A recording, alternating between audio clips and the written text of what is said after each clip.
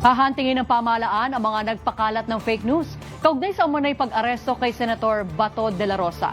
Samantala, PNP patuloy na nakatatanggap ng tip sa kinaroroonan ng senador. Kaya tiyak sila na nasa Pilipinas pa ang mambabatas. Si Harley Valbuena nakatutok. Pinag-aaralan na ng Anti-Fake News Desk ng Presidential Communications Office kung may pananagutan ang mga nagpakalat ng maling impormasyon kaugnay ng umano'y pagkakaaresto kay Senator Ronald Bato de la Rosa. Ipinagutos ni PCO Secretary Dave Gomez na alamin kung malisyoso ang mga posts. Kapag nakitaan ng paglabag, ay aalamin ang mga posibleng reklamong isampa laban sa kanila.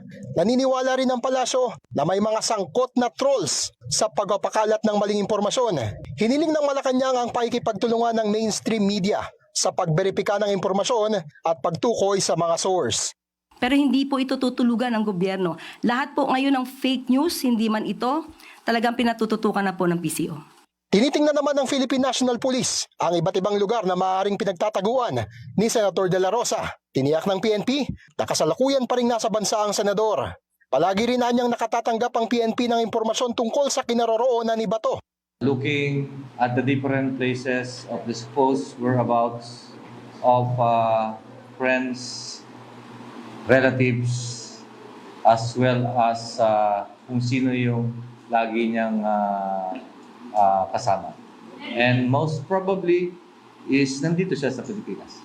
Una nang sinabi ng Malacanang na diversionary tactic ang pagpapalutang sa pekeng balita na nahuli na si Bato. Kaduda-dudaan niya ang timing na sumabay sa pagsisiwalat ng COA sa milyong-milyong pisong confidential funds ni Vice President Sara Duterte na walang supporting documents. May warrant of arrest si De La Rosa dahil sa kasong crimes against humanity sa International Criminal Court.